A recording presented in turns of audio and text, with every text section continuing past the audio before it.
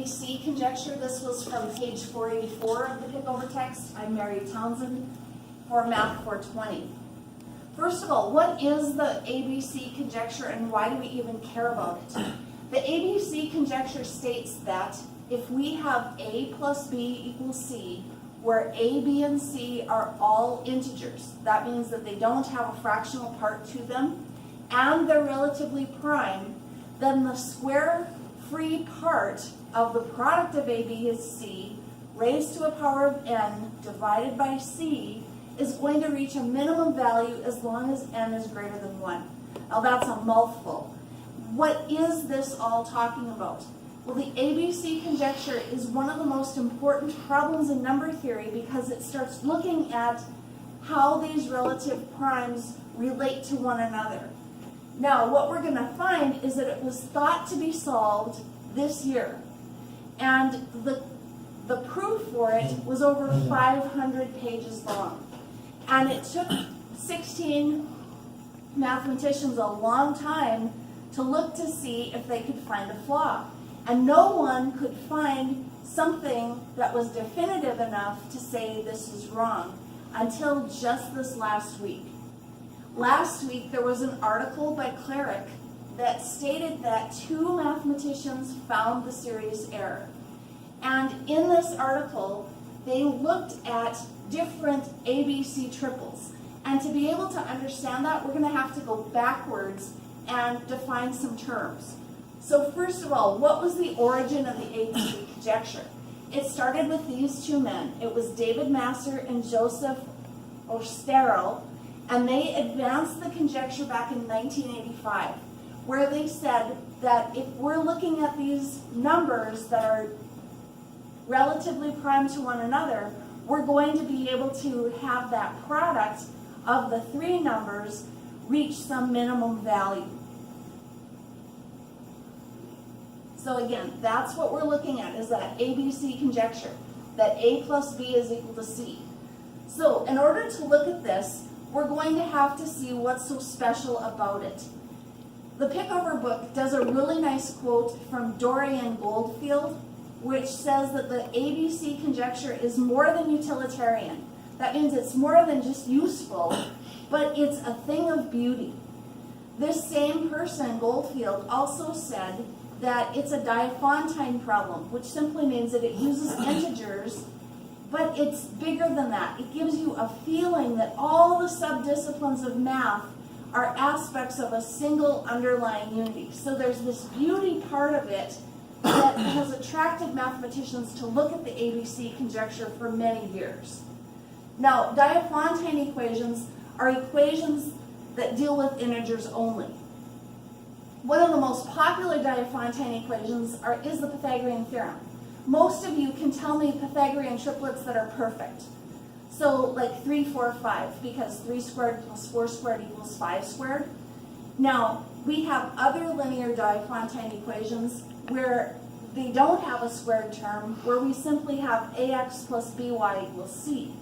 And in number theory, we'll go to this www.math@uwaterloo that will show you how you can solve linear Diophantine equations, even including the ABC conjecture.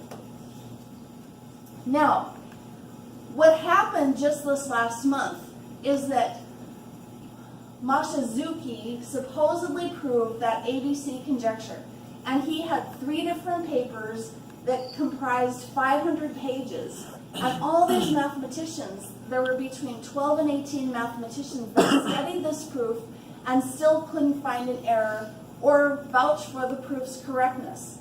But it was 2 other mathematicians, the Scholz and Stix, that state that there's an error in the corollary of 3.112. And that was the 3rd paper of Mashizuki. Now, what's important about this is that one of the 2 guys that proved that it's wrong was this Peter Scholz. And it was Peter Scholz who earned the Fields Medal in 2018. So he's been working on some other problems, and so he probably wasn't spending as much time looking at this ABC conjecture while he was busy working on other number theory problems, but he just recently found that error in the corollary. So let's look at some triples. The ABC conjecture states that we have to have this A plus a B plus a C that are relatively prime. So we need to know a whole bunch of terminology here. First of all, we're going to need to know what are prime numbers, what are perfect squares, what are square-free numbers, which numbers are not square-free numbers. And so as we look at this, we know that prime numbers are numbers that simply have two factors, one in themselves. So we have factors, prime numbers are like 2, 5, 7, and 11. We see that perfect squares are numbers that when you multiply one number by another number, you get another number. And then we see that square-free numbers do not have any repeated factors. So like 15 is square-free because it only has 3 and 5 as factors. 22 is square-free because it only has 2 and 11. So let's look at some other numbers. Now numbers that are not square-free would be like 12 because 4, which is a perfect square, divides 12. Or we can look at it in terms of repeated factors. We see that 12 would be 2 times 2 times 3. Similarly, 25 is not square-free because 5 would work. So now it's your turn. So I gave you some prime numbers. I said that 2, 5, 7, and 11 are prime. What are some other prime numbers? 13. Yes. What else? 17. 17. What else? No? 19. Why is 27 not prime? 3 and 9. 3 and 9 divided. Okay? So there's a lot. 37's prime. Okay? So the next one, perfect squares. I've listed a bunch. What are some others that I haven't listed up there? 121. 169.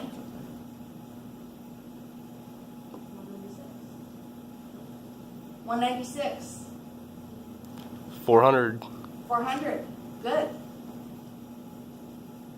64 would be, 81 would be. All you have to do is take a number and multiply it by itself. Okay? The next one. Here we have some square-free numbers. This is a little trickier. What are some other square-free numbers? 21. 21. Mm-hmm. 33. Yes? Now, when we look at square-free numbers, we can see that any prime number is going to be square-free. So 2, 3, 5, 6 is going to be square-free because its factors are just 2 and 3. 7 is prime, so it definitely is. 10 is 2 times 5. 11, 13, and 17, and 19 are all prime. 14 is just the product of 2 and 7.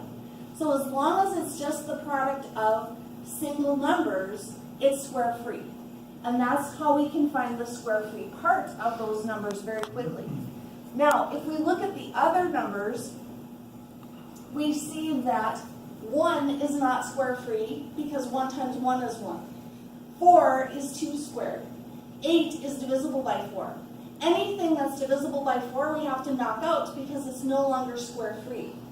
So then as we move up the chain of command, we see that 27 is not square-free because 9 is divisible by 9 as well.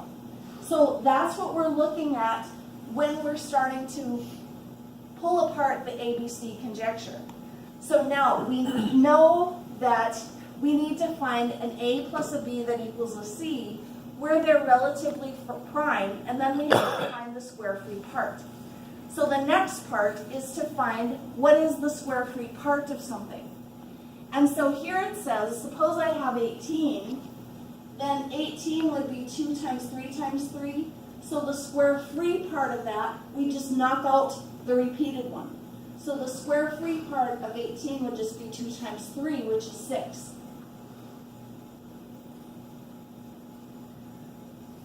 Now, the square-free part of 20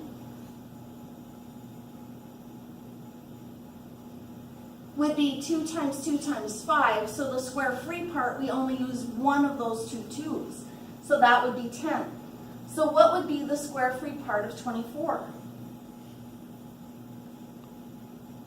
12.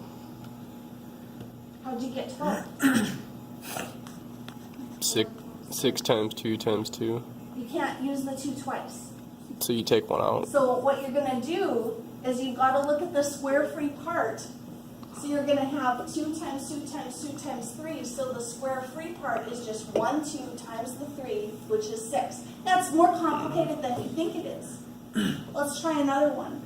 What's the square free part of 35?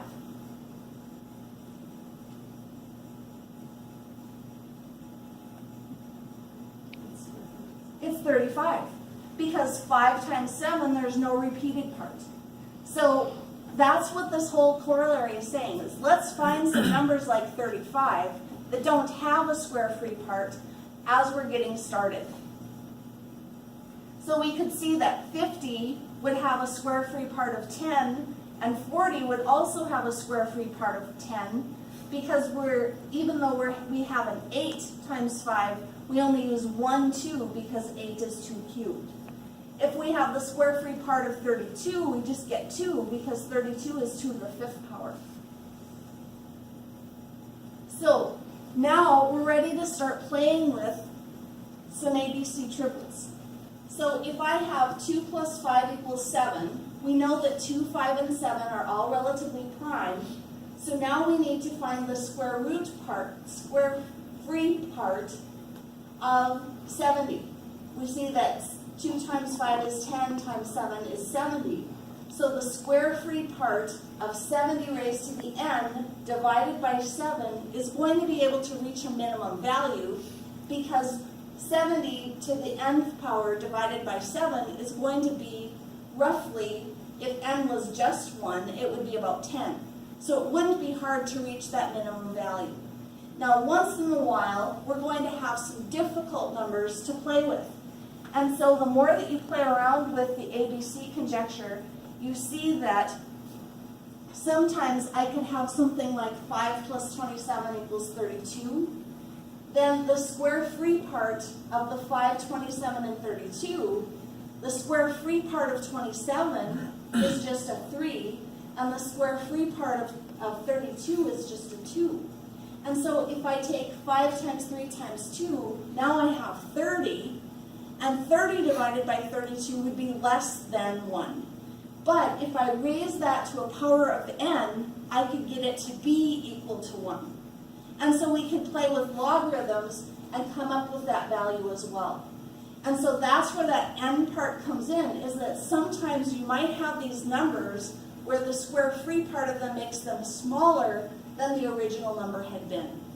And that's what this ABC conjecture is trying to work on, is to help you to see how different prime numbers, or numbers that are relatively prime, relate back to one another.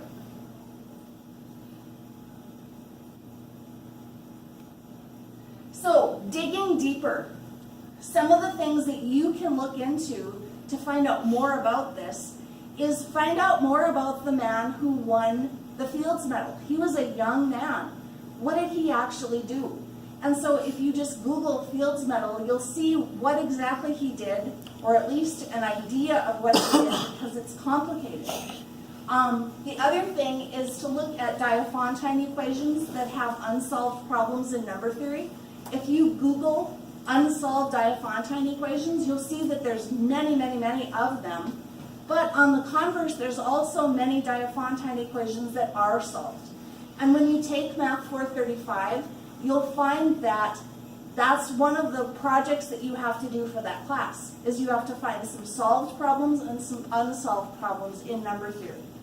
And then just digging deeper, why do you think it took so long to find that error? Well, it's so complicated. And so you had to test it for many different things to be able to see that it doesn't work for everything. So my references were just the Pickover book and that new article that came out last week by Clarique.